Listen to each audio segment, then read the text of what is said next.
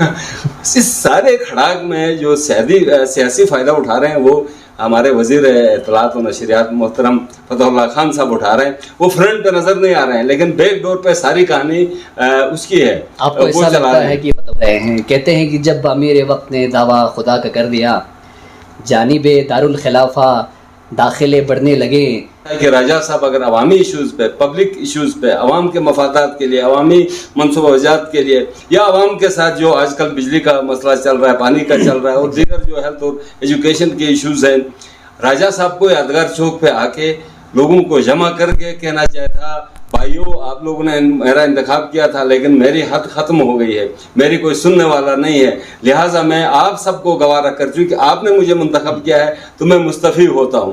تو السلام علیکم. واقعی سیاست کے سینے میں دل نہیں ہوتا. آج کا دوست کل کا دشمن، کل کا دشمن آج کا دوست. پس پردہ سازشوں اور مفادات کی جنگ کہاں پہنچیں گی، یہ ایک اہم سوال ہے. پروگرام روبرو کے ساتھ میں ہوں مبشر حسن حیدر، اور میرے ساتھ آج پروگرام میں بٹ صاحب ہیں.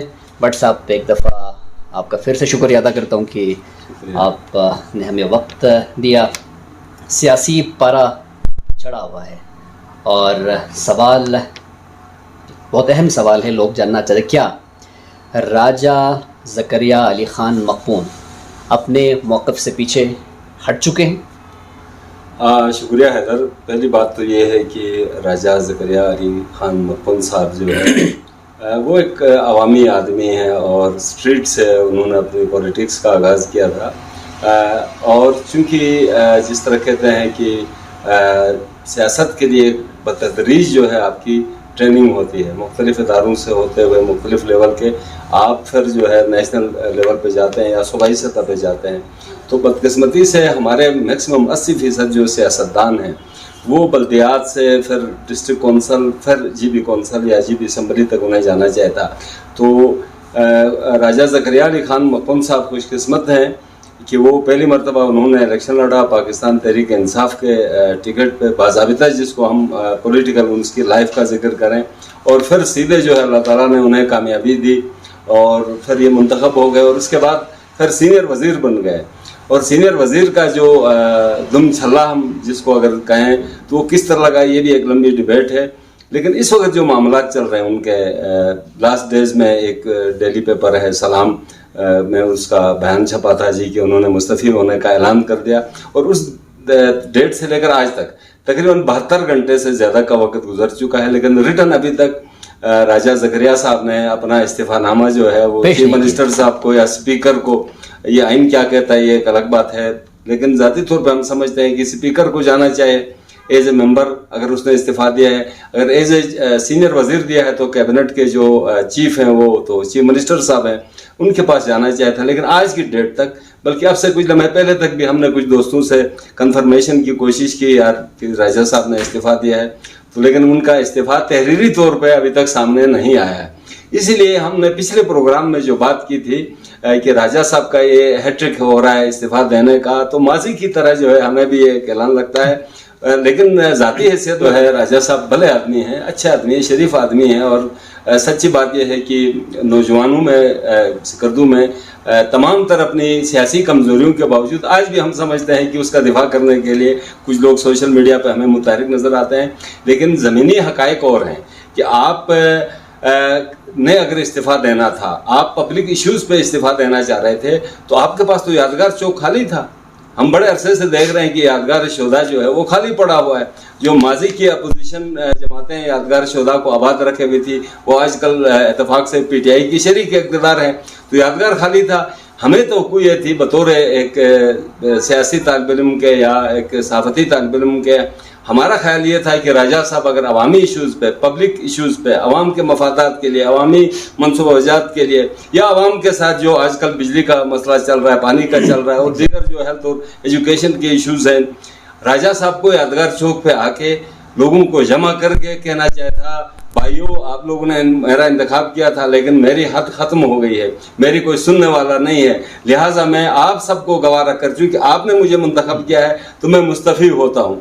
تو پبلک شاید اس کو مستعفی ہونے نہیں دیتی، یا پبلک جو ہے کہتی راجہ صاحب قدم بڑھاؤ ماضی کی طرح ہم تمہارے ساتھ ہیں. لیکن راجہ صاحب نے ایک سٹیٹمنٹ دیا اخبار میں، اور اس کو اگلے دن ہی ان کے جو ہم خیال کیبنٹ کے لوگ ہیں انہوں نے ہی اس کو فیوز کر دیا اور اس کو ریسکیو کرنے آ گئے. ہاں، اور ریسکیو کرنے آئے اور کہا جی کہ ہم وڈرا کروائیں گے. تو مجھے نہیں لگتا ماضی کے تجربات کی روشنی میں کہ راجہ صاحب صرف وہ دباؤ بڑھانے کی ایک حکمت عملی تھی چیف منسٹر صاحب کے اوپر، اور اتفاق سے لانگ مارچ کی ڈیٹ بھی نزدیک آ رہی تھی. اور راجہ صاحب کا یہ بھی جملہ آپ کو یاد ہوگا، راجہ صاحب نے کہا تھا کہ اگر پاک فوج کے کہیں مقابلے میں خدا نخواستہ ہماری ریلی کھڑی ہونی ہے تو میں وڈرا ہونے کے لیے تیار ہوں، لیکن اگر سول معاملات ہیں تو میں 50,000 لوگوں کے قافلے کو لے کر اسلام آباد پہ چڑھائی کروں گا. تو اس 50,000 جی انہوں نے کہا تھا کہ 50,000 لوگ بلتستان سے اپنے خلقے میں تو 50,000 لوگ نہیں ہیں، نہیں پورے بلتستان سے شاید ان کے دوست احباب یہاں پہ ہوں گے، ان کے فالوورز ہوں گے، تو 50,000 لوگ. لیکن اس ساری کہانی میں ہمیں جو لگتا ہے، اور آج بھی ایک شاید آپ کا اگلا موضوع ہوگا امجد زیدی صاحب، تو اس سارے کھڑاک میں جو سیاسی فائدہ اٹھا رہے ہیں وہ ہمارے وزیر اطلاعات و نشریات محترم فتح اللہ خان صاحب اٹھا رہے ہیں. وہ فرنٹ پہ نظر نہیں آ رہے ہیں لیکن بیک ڈور پہ ساری کہانی اس کی ہے. آپ کو ایسا لگتا ہے کہ فتح اللہ صاحب اس وقت فائدے میں دونوں سائڈ سے؟ ہاں، دونوں سائڈ سے فائدے میں ہیں. بٹ صاحب دسمبر قریب آنے والا ہے، اور دسمبر میں شعر و شاعری انسان کے اندر کا جو شاعر ہوتا ہے وہ عام آدمی کبھی جاگ جاتا ہے. صحیح.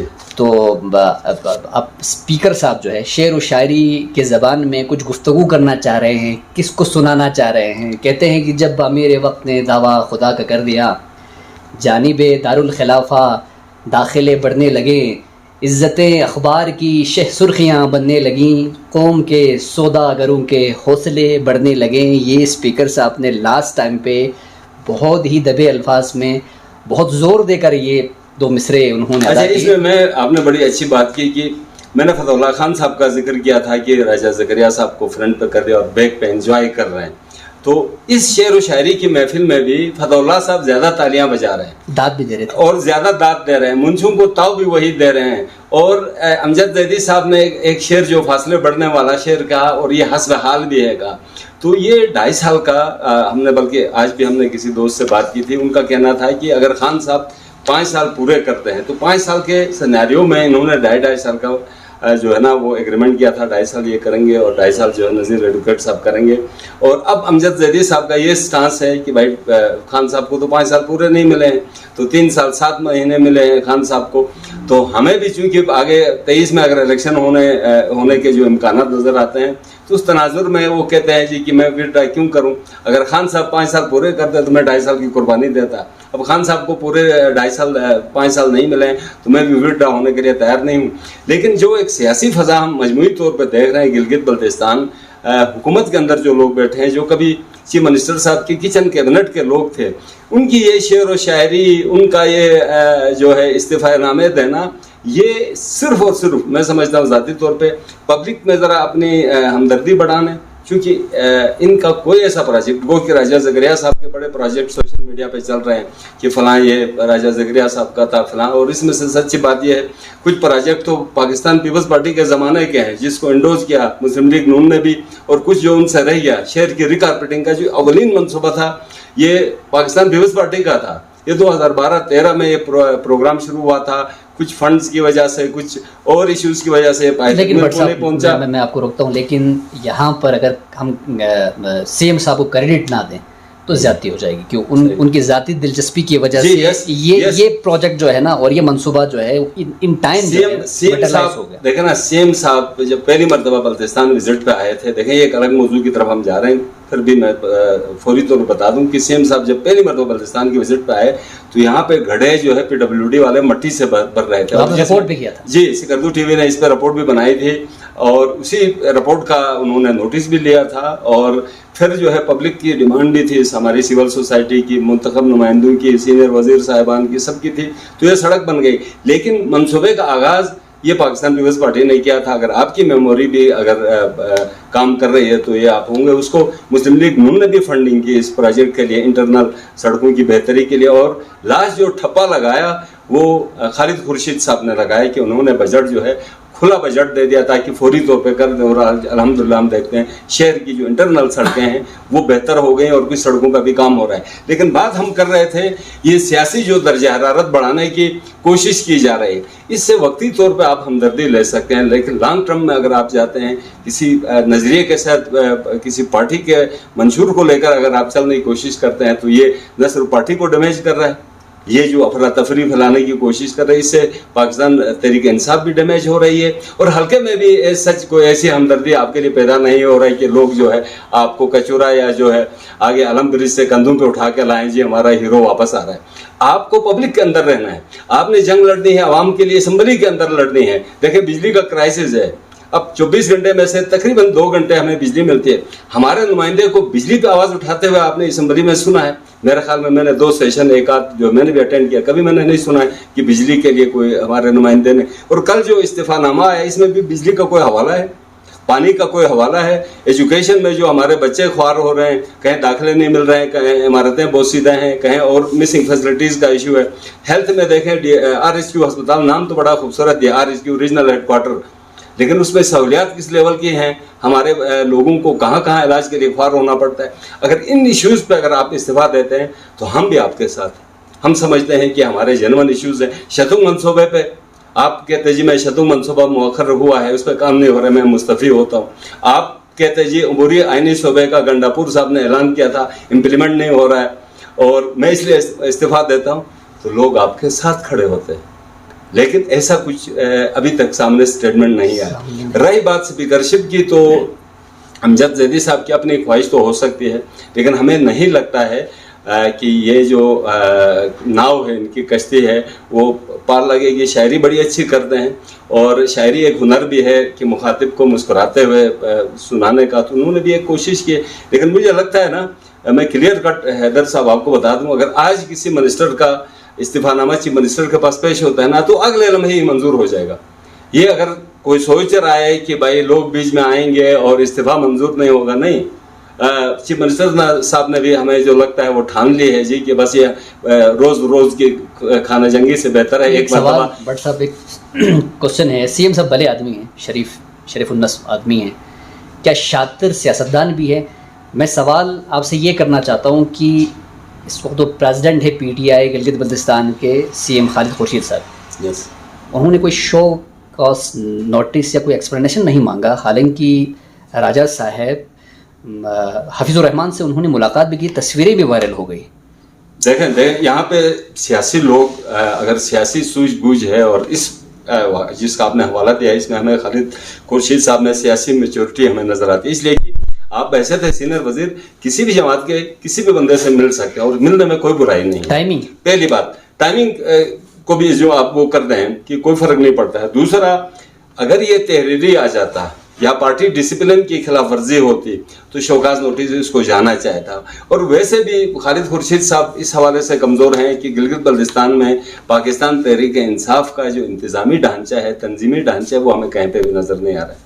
चूँकि खालिद खुर्शीद साहब की बतौर वज़ीर आला इतनी मसरूफियात हैं कि वो सूबाई सदर की हैसियत से जो उनकी जिम्मेदारियाँ हैं वो अदा नहीं कर पा रहे हैं, जिसकी कमी बेशी और खला उसका नज़र आ रहा है, जिसका किसी भी वक्त जो है पाकिस्तान मुस्लिम लीग नून और पाकिस्तान पीपल्स पार्टी जो है फ़ायदा उठा सकते हैं। लेकिन बदकिस्मती ये है कि वो दोनों पार्टियां भी मरकज़ में जो उनकी अफरा तफरी चल रही वहाँ पे उलझी हुई हैं और यहाँ पे इस खला को पूर्ण नहीं कर पा रही हैं, जिसका फ़ायदा गैर महसूस तरीके से फिर आपके खालिद खुर्शीद साहब को जाता है। तो तंजीम यहाँ पे हमें नज़र नहीं आती, तंजीमी सेटअप नज़र नहीं आता है। पिछले प्रोग्राम में आपने कहा कि कोऑर्डिनेटरों की एक फौज है, वो कहीं हुकूमत को दिफा करते हुए, चीफ मिनिस्टर को दिफा करते हुए नजर नहीं आते हैं।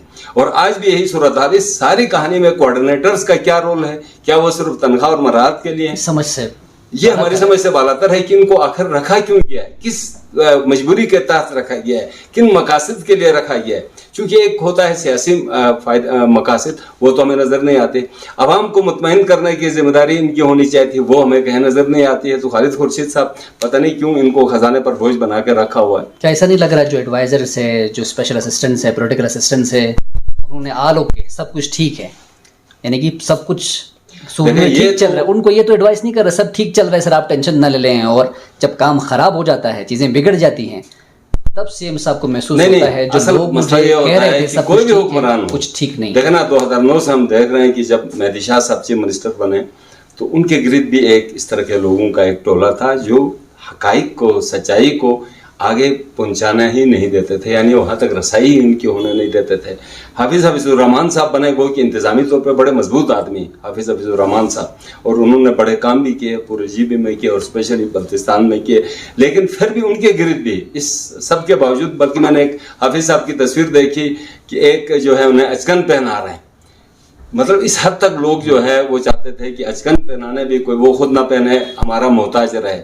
تو آج خالد خورشید صاحب کا بھی یہی مسئلہ ہے کہ کچھ لوگ اس کے ساتھ جڑے ہوئے ہیں اور وہ نہیں چاہتے کہ کوئی عام بات جو ہے، پبلک ایشو، حقیقی کوئی مسئلہ جو ہے براہ راست ان کے کان تک چلا جائے. تو یہ تو سیاستدانوں کا المیہ ہے نا کہ جب اقتدار میں ہوتے ہیں تو جمگٹھا شہد کی مکھیاں جس طرح چھتے کے گرد ہوتی ہیں چونکہ وہاں سے وہ شہد لیتی ہیں، تو جب اقتدار ختم ہوتا ہے تو پھر ان کو دیکھنے والا کوئی نہیں ہوتا ہے. اور اس ساری کہانی میں جو سابق جس نے حکومت سازی میں بڑا رول ادا کیا تھا پاکستان تحریک انصاف کی، راجہ جلال مکپن صاحب، اس ساری کہانی میں وہ اسلام آباد میں بیٹھے ہوئے ہیں، بنی گالہ میں ڈیرا ان کا ہے. اور اگر بطور دیکھنا PTI کے پلیٹ فارم سے وہ گورنر رہے اور بڑا عرصہ رہے، اور ہم سمجھتے ہیں کہ اگر وہ خود استعفیٰ نہیں دیتے تو موجودہ گورنمنٹ بھی اس کو نہیں ہٹا سکتی تھی. راجہ جلال صاحب سب کی ضرورت ہے. لیکن اس پوری کہانی میں پارٹی کو سنبھالنے کے لیے، حکومت کا دفاع کرنے کے لیے، اور جو کچن کیبنٹ جو چیف منسٹر صاحب کی تھی اس میں بیشتر لوگ تو راجہ جلال صاحب کے تھے. تو اس پوری کہانی میں راجہ جلال صاحب خاموش ہیں. ان کی خاموشی بڑی پراسرار ہے اور معنی خیز ہے جو آنے والے کچھ دنوں میں ہی آپ کو اندازہ لگ جائے گا. ٹھیک ہے، بہت شکریہ بٹ صاحب نے بڑے پریسائز طریقے سے بریفلی اپنا تجزیہ پیش کیا. اور سیاسی صورتحال کروٹ بدل رہی ہے، پارا چڑھا ہوا ہے. مبشر حسن حیدر کو اجازت دیجیے گا، اگلے پروگرام میں پھر آپ کی خدمت میں حاضر ہوں گے.